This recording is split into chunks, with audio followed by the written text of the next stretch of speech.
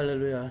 오늘도 새 하루를 주신 하나님께 감사드리며 오늘 새벽 묵상 우리 함께 나누시도록 하겠습니다. 오늘 말씀은 요한복음 3장 22절에서 마지막 36절까지 말씀입니다. 22절에 그 후에 예수께서 제자들과 유대 땅으로 가서 거기에 함께 유하시며 침례를 베푸시더라. 요한도 살렘 가까운 에논에서 침례를 베푸니 거기 물이 맑음이라. 그러므로 사람들이 와서 침례를 받더라. 요한이 아직 옥에 갇히지 아니하였더라. 이에 요한의 제자 중에서 한 유대인과 더불어 정결 예식에 대하여 변론이 되었더니 그들이 요한에게 가서 이르되 랍비여, 선생님과 함께 요단강 저편에 있던 이곳 선생님이 정언하시던 이가 침례를 베풀매 사람이 다 그에게로 가더이다. 요한이 대답하여 이르되 만일 하늘에서 주신 바 아니면 사람이 아무것도 받을 수 없느니라. 내가 말한 바 나는 그리스도가 아니요 그의 앞에 보내심을 받은 자라고 한 것을 증언할 자는 너희니라. 신부를 취하는 자는 신랑이나 서서 신랑의 음성을 듣는 친구가 크게 기뻐하나니 나는 이러한 기쁨으로 충만하였노라. 그는 흥하여야 하고 나는 쇠하여야 하리라 하니라. 위로부터 오시는 이는 만물 위에 계시고 땅에서 난 이는 땅에 속하여 땅에 속한 것을 말하느니라. 하늘로부터 오시는 이는 만물 위에 계시나니 그가 친히 보고 들은 것을 증언하되 그의 증언을 받는 자가 없도다.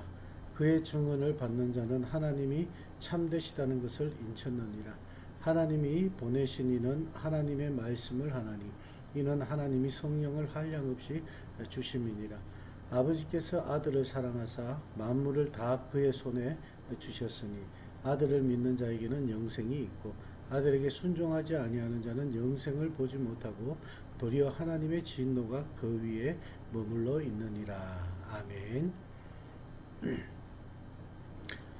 오늘 이 말씀을 우리가 함께 보면서 은혜를 나누기를 원합니다. 예수님께서 제자들과 함께 유대 땅으로 가셨습니다. 그리고 예수님께서 이미 예루살렘 안에 계시는데 그 예루살렘은 바로 이 유대 지방에 속하죠. 그런데 이 다른 공관 복음서와 비교할 때 아주 특이한 것은 바로 이 침례 요한과 마찬가지로 예수님 또한 침례를 베푸셨다는 말씀입니다. 22절에 그렇게 기록되어 있죠. 예수님께서 침례를 베푸셨다. 그리고 또 26절에 보면 침례 요한의 제자들이 예수님의 침례 주시는 그 모습을 자기 스승인 침례 요한에게 그렇게 구하는 장면도 나옵니다. 우리가 여러 가지 이렇게 정황으로 볼 때 침례 요한은 예수님보다 이 선교 사역을 먼저 시작한 선배였습니다. 훨씬 더 많은 제자들을 가지고 있었던 사람이고요. 근데 예수님이 나타나신 후에는 어떻게 됩니까? 모든 것이 바뀌기 시작합니다. 더 많은 사람들이 이제 예수님께로 몰려갑니다. 그리고 그 예수님께 침례를 받고자 합니다. 바로 이와 같이 제자 수가 급격히 이제 감소되어 가고 있던 그 현실에 침례 요한의 제자들은 위기감을 느끼고 있다는 것이죠. 그래서 그 위기감을 느끼면서 그의 스승인 침례 요한에게 그렇게 얘기를 합니다. 그런데 오늘 이 상황을 보면 이 세상에는 질투가 없는 사람이 없잖아요. 아무도 없습니다. 남이 잘 되는 것을 보면 좋아하지 않는 것이 인간의 본성이라고 하잖아요. 본문 말씀을 우리가 자세히 보면 이 침례 요한의 가슴에 얼마든지 그 질투의 그런 불길을 일으킬 수 있는 그런 충분한 상황입니다. 바로 이러한 때에 침례 요한이 보여준 그의 태도와 그의 모습 그리고 그의 말, 오늘 우리가 그 침례 요한을 통해서 어떻게 그 질투를 극복할 수 있는가 하는 교훈을 함께 말씀을 따라가면서 보기를 원합니다. 먼저 침례 요한은 예수님께서 사람들 앞으로 나오신 이후로 사람들이 더 많이 예수님 앞에 모이는 것이 하나님의 뜻으로 믿었다는 것입니다. 27절에 보면요, 만일 하늘에서 주신 바 아니면 사람이 아무것도 받을 수 없다고 그렇게 얘기를 합니다. 이 말 뜻은 만일 새로운 선지자 예수님이 나타나셔서 수많은 사람들이 몰려들고 심지어 침례 요한의 제자들이 자기 품을 다 떠나서 예수님 밑으로 들어간다고 할지라도 그것은 예수님께서 하나님의 뜻에 순종한 모습이고 그리고 또 하나님의 뜻이기 때문에 그럴 수밖에 없다는 것을 말씀하고 있는 것입니다. 다른 사람이 잘되고 성공하는 것이 바로 하나님의 뜻이라는 것입니다. 하나님의 은혜 때문이라고 생각하고 있는 것입니다. 우리 또한 이런 일들이 우리 주변에 일어날 때에 우리가 질투하는 것보다 시기하는 것보다 그 모든 것이 하나님의 뜻이고 하나님의 은혜 때문이라고 함께 축하해 줄 수 있는 그런 마음을 가질 수 있기를 원합니다.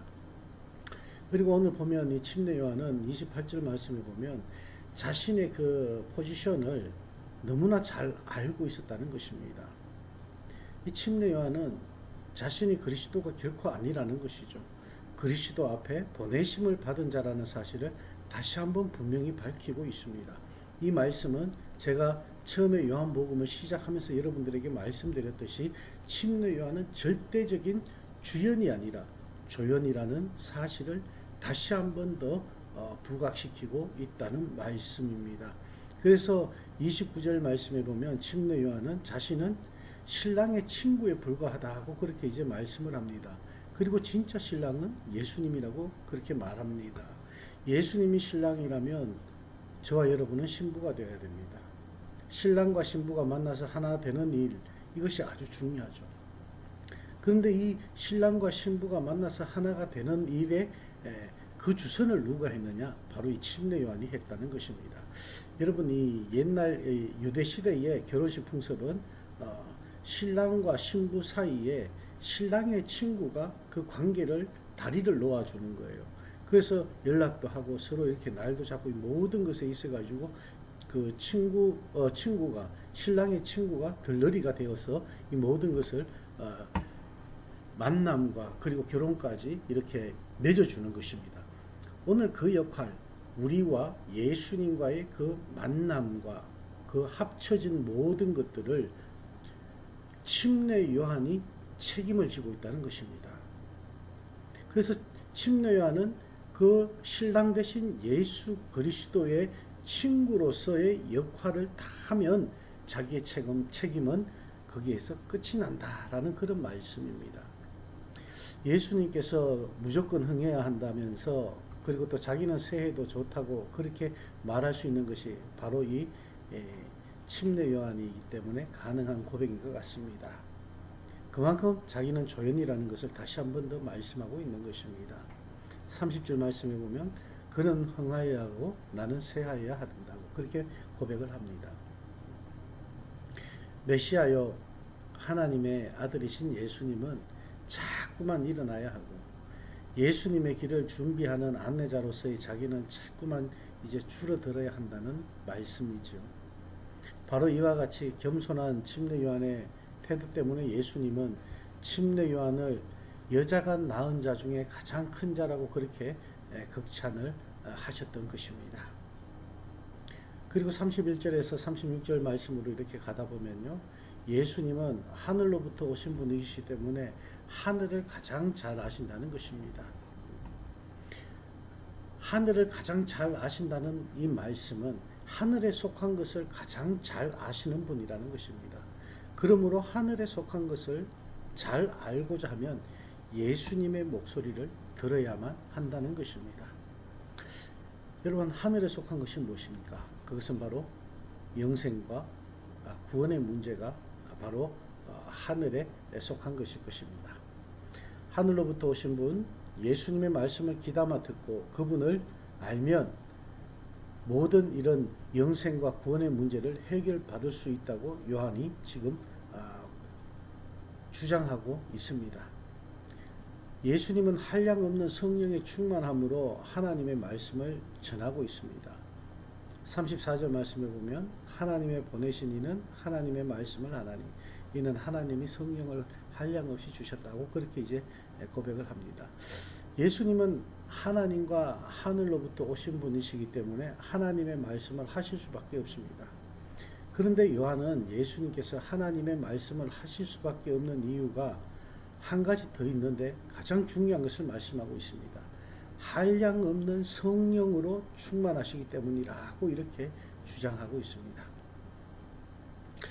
여러분, 여기에서 이 한량 없다라는 이 단어가 굉장히 중요합니다. 우린 그냥 이 요한복음을 보시면서 이 3장 말씀을 보시면서 예수님께서 성령이 충만하셔서 그렇게 하시는 거다, 그냥 이렇게 생각할 수가 있는데, 한량 없이라는 이 단어가 왜 중요하냐면요, 예수님을 대적했던 그런 유대인들도 그 선지자들 중에는 어느 정도의 성령으로 충만하다는 사실을 인정하고 있습니다. 그러나 땅에서부터 난 선지자들은 이 침례 요한까지 포함해서 한량 없이 성령을 받지는 못했다는 것입니다. 한량 없는 성령은 오직 하나님의 독생자 예수 그리스도 위에만 가능했다라는 이 말씀입니다. 다른 사람들을 통해서 성령에 대해서 얘기할 때 한량 없는 성령이라고 표현하지 않습니다. 한량 없는 성령이 그들에게 임했다고 표현하지 않습니다. 한량 없는 성령은 예수 그리스도에게만 임했다는 것입니다.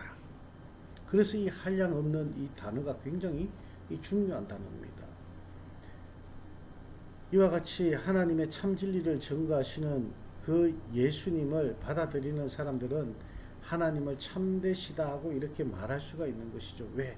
한량 없는 성령으로 예수 그리스도께서 말씀하시기 때문에, 그 진리를 증거하시기 때문에. 여기서 인친다는 말씀은 바로 경고하고 신뢰할 만한 일에 확신한다는 거죠. 확정한다는 그런 뜻입니다. 이 말은 우리가 어떤 서류에 사인을 하거나 도장을 찍는 것과 마찬가지라고 여러분 생각하시면 되겠습니다. 그리고 하나님의 아들 예수님을 믿는 자는 영생을, 믿지 않는 자는 진노를 받게 된다고 말씀을 합니다. 요한은 늘 그런 것 같아요. 어제 우리가 함께 나눴던 말씀에도 그렇고 오늘 이 본문 말씀에도 그렇습니다. 생명이냐 죽음이냐, 구원이냐 멸망이냐, 항상 이 두 가지 그 선택의 길을 우리 앞에 늘 제시하는 것을 볼 수가 있습니다. 예수님께서 하늘에서 땅으로 오신 후부터는 이 두 가지 가능성이 정말 우리에게 주어졌습니다. 예수님을 믿어서 영생을 얻는 길이 있고, 예수님께 순종치 않아서 영생을 보지 못하고 도리어 하나님의 진노를 받는 자들이 있다고 36절에서 말씀하고 있습니다. 그렇습니다. 여러분, 우리가 주님의 말씀에 순종하며 영생의 길을 걸어가야 된다는 것이죠. 하나님의 진노를 받는 자들이 되면 안 된다는 말씀입니다. 그래서 저와 여러분은 오늘 이 말씀을 통해서 올바른 길을 걸어갈 수 있기를 주님의 이름으로 축원합니다. 오늘 말씀을 이렇게 정리해보면, 짧게 정리해보면,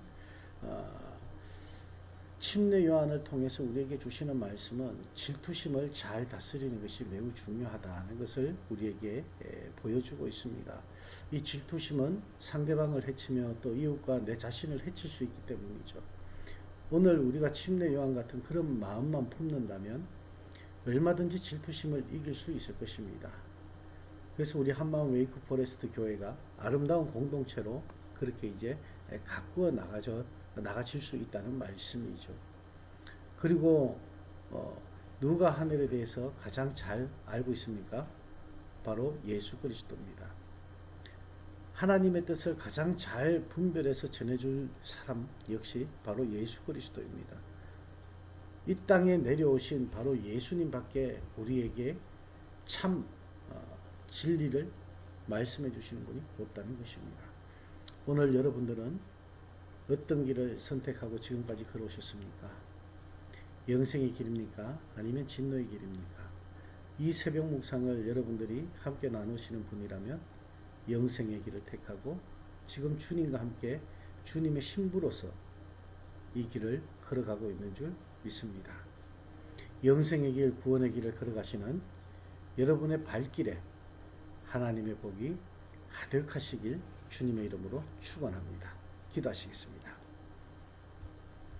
하나님 감사합니다. 침례 요한을 통해서 우리가 다시 한번 또 질투심을 사그라지는 그런 모습을 우리가 보면서 우리 모습 가운데 질투심이 움트지 않도록 그리고 또 우리가 주인공이 아니라 하나님께서 주인공이라는 것을 다시 한번 우리에게 말씀해 주셔서 감사합니다. 오늘 하루를 살아가는 저희들에게 주님이 주인공이 되시고 저연인 저희들의 삶이 되게 하여 주셔서 영생의 길, 복된 길 걸어갈 수 있는 저희들이 되게 하여 주시옵소서.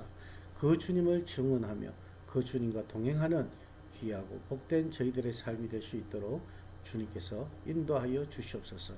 오늘도 우리와 함께 하실 하나님 감사드립니다. 예수님 이름으로 축복하며 기도합니다. 아멘.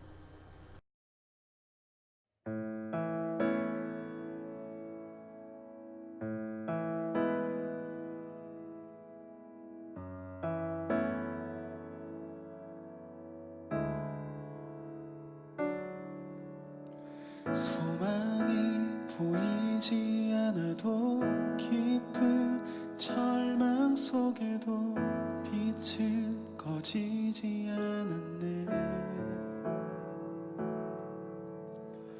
누구도 기대치 않았던 낮은 이 땅 가운데서 그 나라 시작되었네. 소망이 보이지 않아도 깊은 절망 속에도 빛은 꺼지지 않았네. 누구도 기대치 않았던 낮은 이 땅 가운데서 그 나라 시작되었네. 그 나라 오늘 이곳에 우리 살아가는 곳에 먼 곳에 있지 않네. 주가 일하시는 곳에 여전히 소망이 있네. 주께 포기란 없네.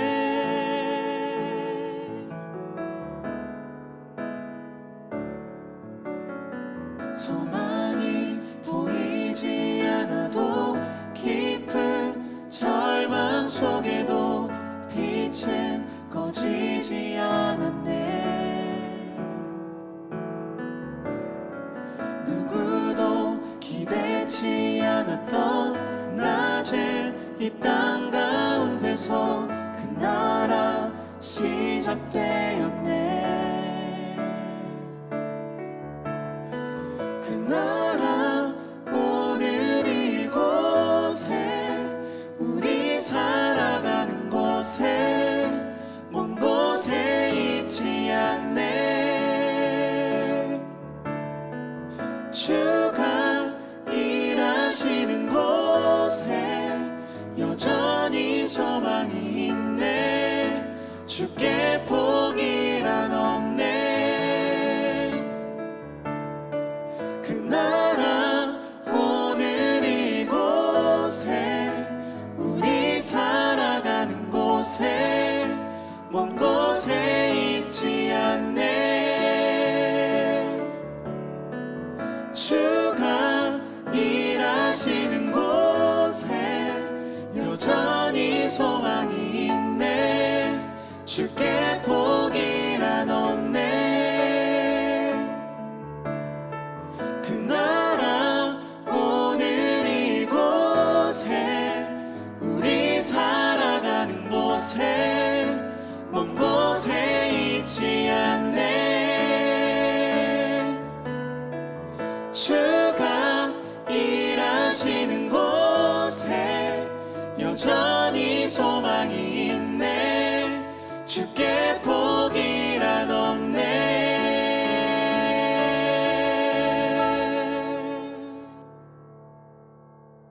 소망이 보이지 않아도 깊은 절망 속에도 빛은 꺼지지 않았네.